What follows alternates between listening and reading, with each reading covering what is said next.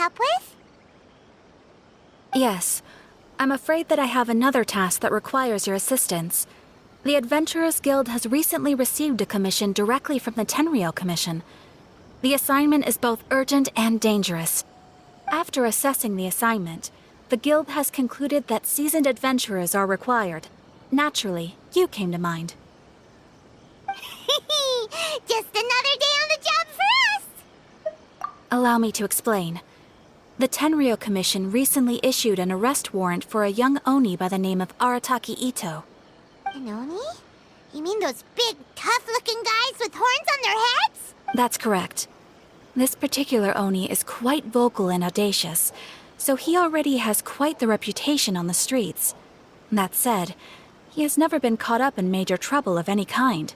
So it came as a surprise to learn that he has recently been accused of stealing things, and sometimes even whisking away the people themselves. But it doesn't end there.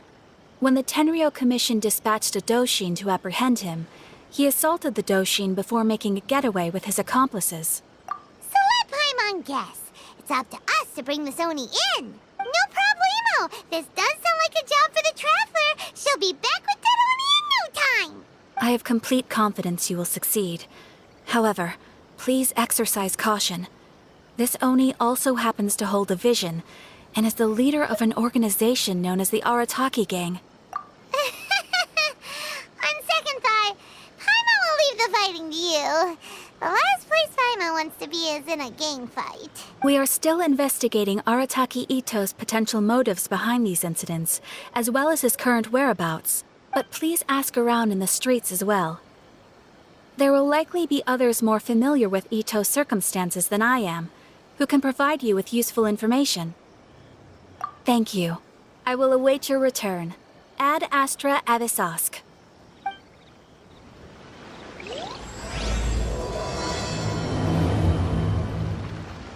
Well, let's start asking around on the streets. Hopefully we'll learn a little more about this Arataki. Arataki Itto? Yeah, I've heard of the guy. Word is he did something monumentally stupid, then ran off before they could catch him. And to be completely honest, I was a little surprised when I first heard it. Okay, well, I mean, not that surprised. Wait, you mean he already had a bad reputation? No, not exactly. He's just very overbearing in everything he does. Big and brash and always making a ruckus. So, on the one hand, he's a larger-than-life kind of guy. But on the other hand, he's emotionally volatile. When he's in a good mood, he's as high as a kite. But when he gets upset, he gets completely enraged. I don't personally see him as a bad guy, but I guess I wouldn't put it past him to get all riled up and lose control. I'm afraid that I'm not too sure myself. I keep a pretty good eye on what's happening in the city, and as far as I can tell, he just idles the days away. When someone asks for it, he's willing to lend a helping hand, but other than that, he's just out making a scene with the kids on the street or his gang. If I had to guess, his lack of income finally drove him to do something more drastic to make ends meet.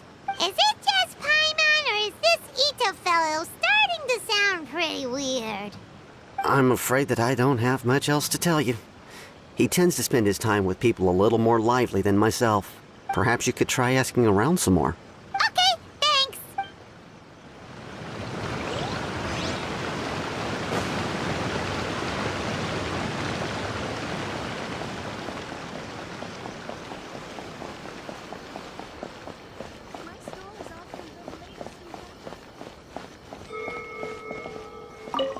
Arataki Itto. Of course I know him. We've been trying to apprehend him recently. We know he's already left Inazuma City, but with no clues to follow, we have no choice but to commission others for help, including the Adventurers Guild. Katherine says that Arataki Itto hasn't done anything seriously bad before, so it seems pretty strange. Paimon's curious. Is there any evidence of all this stuff he's accused of? Yes, of course. Otherwise, we'd never have put so many people on the case. For starters, most thieves will try to devise a way to conceal their identity, but for an Oni, the horns are a dead giveaway. I mean, the whole city could have recognized it was him. At first, he was just one of our suspects, but when we went to investigate, he personally confessed to everything and started trying to provoke the officers. What's most frustrating is that he then managed to escape along with his entire gang. He must have been planning the whole thing right from the start. Of course he did. Whether material or psychological, there is plenty of evidence either way. He's never had a Mora to his name his entire life, and he's never kept down a real job. Word is that he also takes care of someone in his gang, and that the burden of it takes quite the toll on him. After scrounging for a living all these years, maybe he thought that being the bad guy would be an easier ride.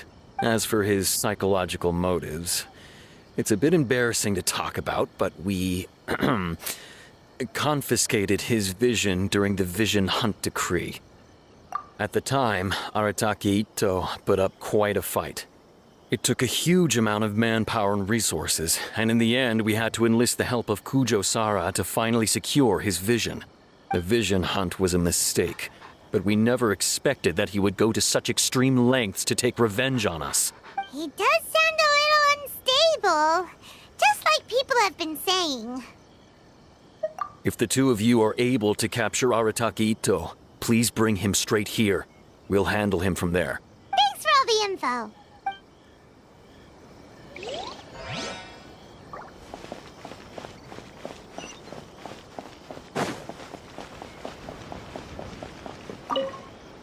Arataki Itto? Oh yeah. I heard about that whole thing. I'm sure it must have been a mix-up on the Tenryou Commission's end. He could never do anything so dastardly. Huh? How can you be so sure? Is he really as trustworthy as all that? No, perhaps you misunderstand me.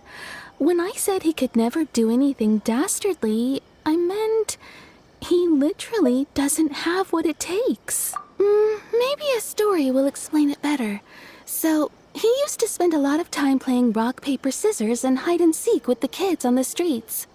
Kids, being kids, aren't exactly the most difficult to outsmart. I'm sure you can see what I'm getting at here. He used to lose all the time, sometimes catastrophically. On purpose, though, right? No, not at all. The one time I saw him win, he started jumping around and yelling, "I won! I finally won! I'm unbeatable!" And so on. Then he took the kid's candy as his prize and ate it right there in front of him. Ugh, that's just plain wrong.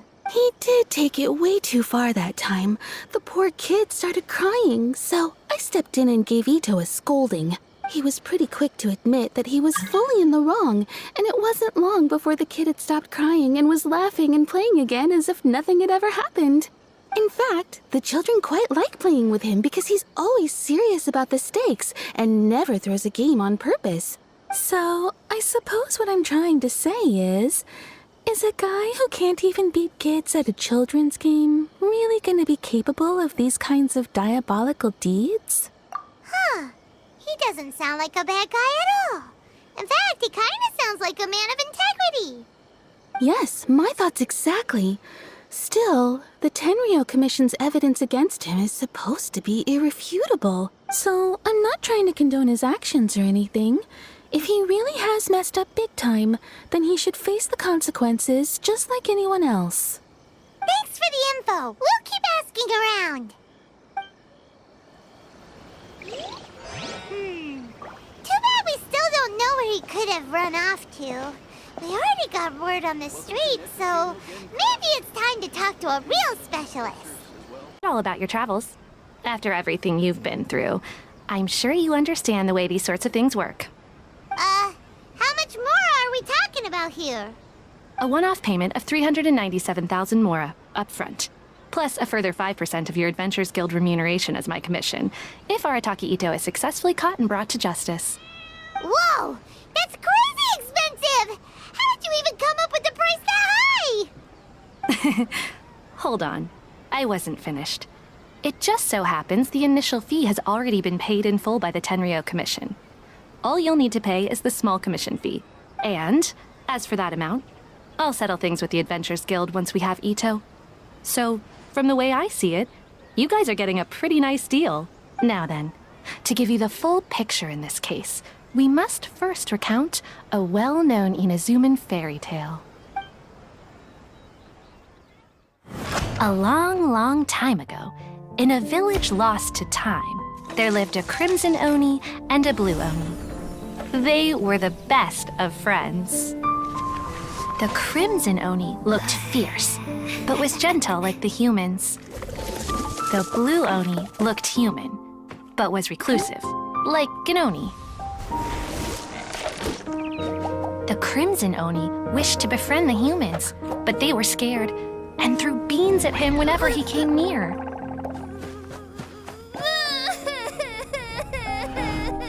So the blue Oni said to the crimson Oni, Akka, I'll cause trouble in the village. You'll come and stop me. Then the humans will accept you. As planned, the crimson Oni chased the blue Oni away. The crimson Oni's deeds spread throughout the land, and people finally accepted him. But when the crimson Oni went to tell the blue Oni the good news, he was gone and left only a letter behind. I went traveling.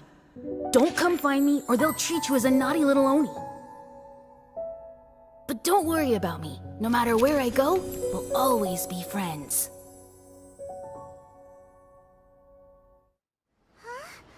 That's it? What about the little blue Oni? Whatever happened to him? I suppose the blue Oni simply disappeared, never to be seen again. Only the crimson Oni remain now. But the blue Oni was just an innocent little kid. Of course it does. Otherwise, I wouldn't go through all the trouble of telling it. One interpretation is that the story is actually broadly based on historical events and that Arataki Itto is, in fact, a descendant of the Crimson Oni.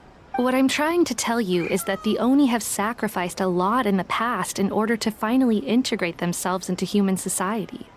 But there are still some volatile personality traits in the Oni bloodline. Every generation of Oni inherits these traits. So while Arataki Itto has never been known to commit a wrongful act in the past, can we ever completely rule out the possibility of him one day allowing this side of him to take over? But how could he do that? After the blue Oni's sacrifice? That would be such a betrayal. That's a very old story. Nobody knows how long it's been since the blue Oni disappeared. We can only assume that they have long since died out, in which case, it would be quite a stretch to say it still counts as a betrayal at this point. Besides, the suspect has already confessed. What is there left to discuss? According to my investigation, he was headed southwest. I would bet he's already made it to Yashiro Island by now. The Tenryou Commission is unable to enter territory controlled by Sangonomiya troops. No doubt that's the reason Arataki Itto chose to flee in that direction. Don't mention it. I'm just doing my duty. Wait, Paimon still has a question. If Arataki Itto has given into his bad side, won't that mean he's extra mean and violent now? I could only assume so. Judging from his previous bouts, he is a skilled fighter with a lot of brute strength. Whether or not you'll be able to handle him, that I do not know. Okay, but what's up with people throwing beans at Oni? What use is that? Ah, yes. Now that you mention it, I seem to recall that Arataki Itto is allergic to beans. In fact, all Oni will avoid beans, but especially Itto. I heard that just touching a bean is enough to incapacitate him. If you could weaken him a bit by triggering his allergies, perhaps you'd have better luck subduing him. Right! Knowing our target's weakness will make things a whole lot easier. It just so happens that I have a bag of beans right here. I was planning to use them to make some porridge, but I think you will find a better use for them. Of course, I will charge the Adventurers Guild a fair and reasonable rate for the beans. Sneaky! But also, thanks! Let's head to Yashiro Island and start looking for Itto.